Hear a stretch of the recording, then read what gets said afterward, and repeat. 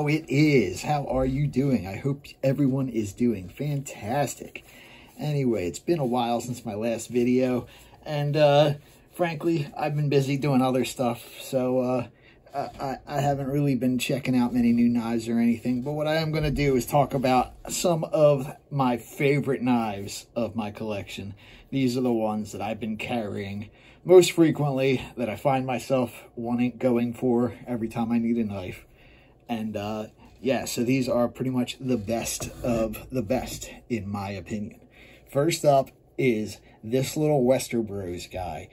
These little gents knives like this Dittert, these are just some of my favorite little companion knives.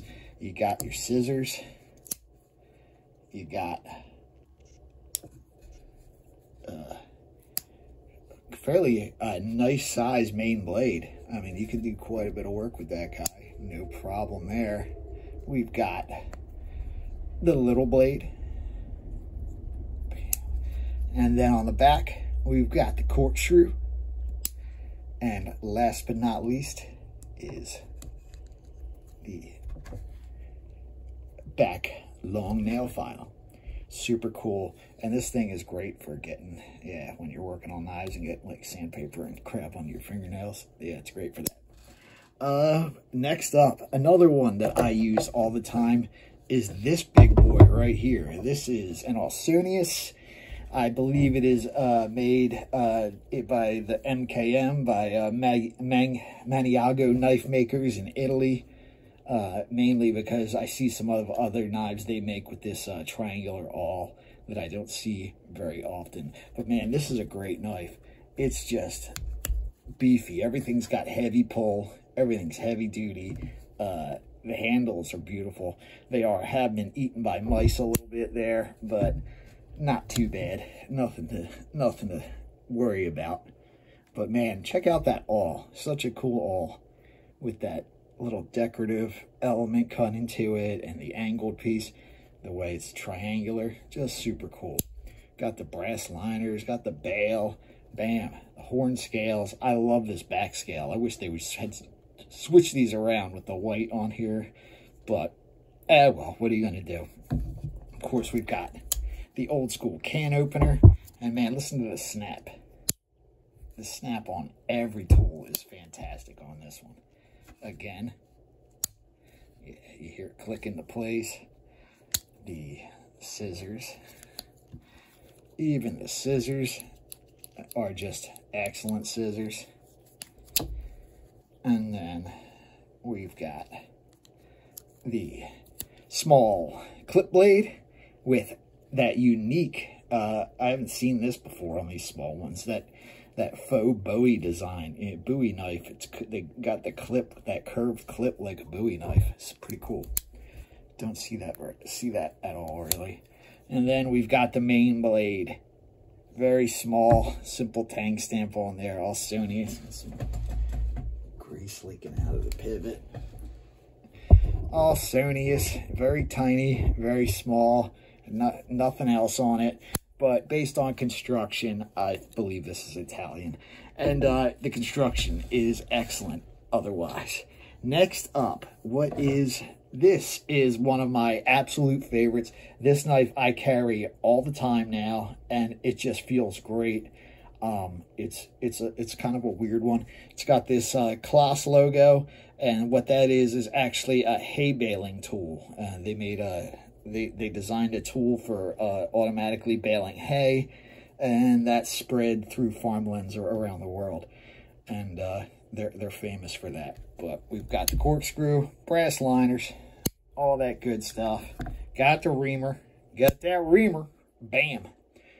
Got the bird's eye rivets with the brass washers and steel pins with the brass pins. Great little contrast there. We've got the carbon steel can opener, carbon steel cap lifter screwdriver, and then we've got a stainless steel clip blade. Even has the rust-free stamp on it. And then a stainless steel main blade. And this has the company's name, Julonco. I believe it's Julian Langerberg & Co., something like that. They may have later been bought out by Richards, the Inox of Inox fame. But super cool knife. I like how they just made the blades stainless and left everything else carbon steel. It gives you that contrasting color. I just think it looks pretty neat. So the springs are carbon steel, but the blades are stainless steel, and I think that looks super cool. Next up, I'm just picking these at random. These are what I've been carrying around the most lately. What is that one there? Oh yeah, well, we've got this guy right here, the Boker 182. Absolutely one of my favorite knives. It's just a little bit larger. It feels great in the hand. The way the bail is seated, everything about this knife just feels magical to me. So, yeah, I go for the 182. I go for that a lot. I'll go hard for that one. Next up is the Master Craftsman Small. Little 84mm 5-layer Jones here. We've got the square Phillips. Notice this one does not have a file, and it does not have a can key. It's like kind of right in between those years. This has to be right around 73, 74, right when they made the changeover from a clip blade to a spear point pen blade. We've got that rimmer. Bam! Next up, we've got the Cap Lifter of Doom with the sharpened edge for stripping wires. Got the can opener. Everything on this has nice snap too. This is such a great example of one of these. We've got that metal file with the metal saw on the edge. Fantastic. Next up, we've got the wood saw. Biggity bow, how you like it now?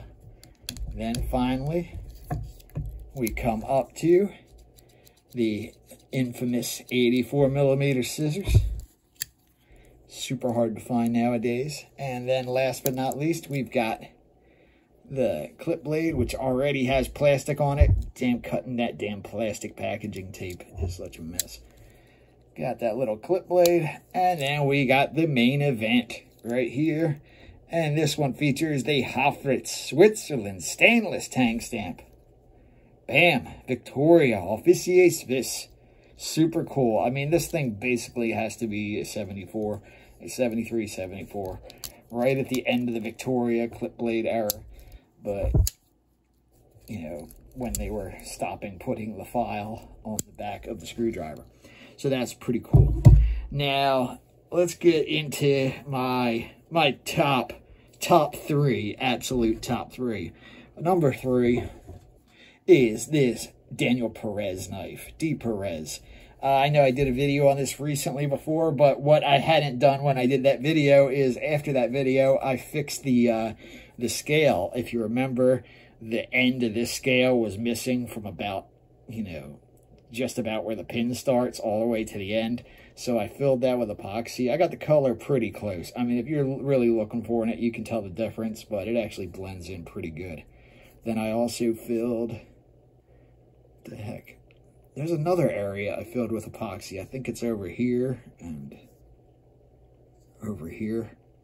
Some of it I'm having trouble finding. It's definitely over here. There was another end that was all scooped out. But see, I left this one kind of like that because it didn't really bother me.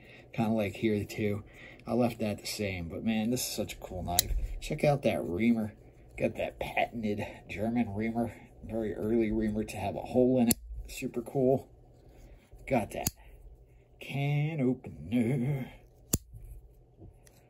Got that heavy duty cap lifter with the beer barrel stamp on it. Super cool. Then we've got the small clip blade with the Magnetique tang stamp right there. You might just be able to see it. Magnetica or Magnetique, I believe. And believe it or not, this main blade is magnetized. Nothing else is, but this main blade is pretty... It's a little heavy to pick that up, but it actually is trying. It's trying. Let's try something a little lighter. Yeah, see? It ain't quite picking it up all the way, but... Oh, yeah. See? So, yeah, the knife's magnetized. Why? I have no idea. But I always figured that Magnetica thing was just a name, but apparently they really did magnify the main blade. I don't know what purpose that serves, but it's super cool anyway. And then number 2 is my much seen, much lauded Karl Schmidt zone officer style knife. Peep the 5-turn fluted corkscrew with the brass liners. The beautiful long awl with a really fine point on it. Very, very well made awl. We've got can openers. Bam. This is all in carbon steel. Got the cap lifter. We've got the clip point blade with the full tang stamp. It's got the little house, Karl Schmidt zone, and Karl Schmidt and Son Soul Engine with the little picture of the house in the middle there. And then finally we get the main blade. She's a little worn out, but man, what a beauty. And this thing is razor sharp too. Again, we get the little house inside Karl Schmidt zone Soul Engine. I think these guys go back to 1729, 1769 or something like that. I don't know. It's been a while since I've read up on my Karl Schmidt zone. I know they go back to the 18th century. Quite a bit back.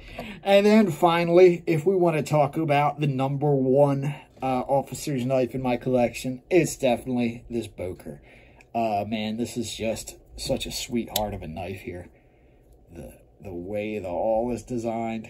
It's still got that German shape to it, whereas it's kind of like flattened this way, rather than being like the, I don't know how to explain it. I mean, these are both German, but this one's more triangular in shape, whereas this one's more flat. This one more resembles this one without the hole in it, because it's basically flat across one side and then half rounded on the back. Whereas the other ones are quarter round, you know, so they've got 2 flat sides and then a quarter round side. Boom, super cool. Got the little 4-turn corkscrew. This one has a carbon steel center spacer with brass liners. Very interesting. We've got the can opener. Notice the little tree on it. Gotta have that.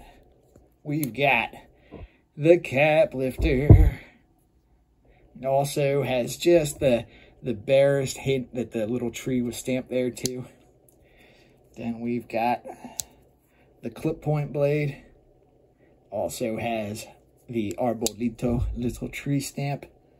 And then finally we get the main event, Heinrich Boker & Co. Soul Engine. Tang stamp they used right up until 1944. Before the, I guess they were destroyed during the Allied bombing at the end of World War II. So those right there, boom, you know. Now we've got this 1923. Why don't we show this guy off? I don't carry this one that much, but it's just super cool to have. This is right towards the beginning of when they started doing stainless steel, so I estimate around 1923 or so. Could be a little later, could be a little earlier. Got the can opener, got all that good stuff. But the important thing about this guy is it has that solid screwdriver with the Anoxid Victoria stamp. Super cool, man. Super cool. Got the little tiny clip blade going on. Man, just a great little knife. I got so many knives to talk about here. I don't even know what to do right now. But man, these are just some of my favorites. Absolute favorite Swiss Army knives. Soldiers' knives, officers' knives, whatever you want to call them. I've been calling them officers' knives lately. That's what I've been carrying lately when I get a chance. And even this guy sometimes. Little Boker camp knife. Anyway, thanks for watching. I'll see you in the next one. Boker is out.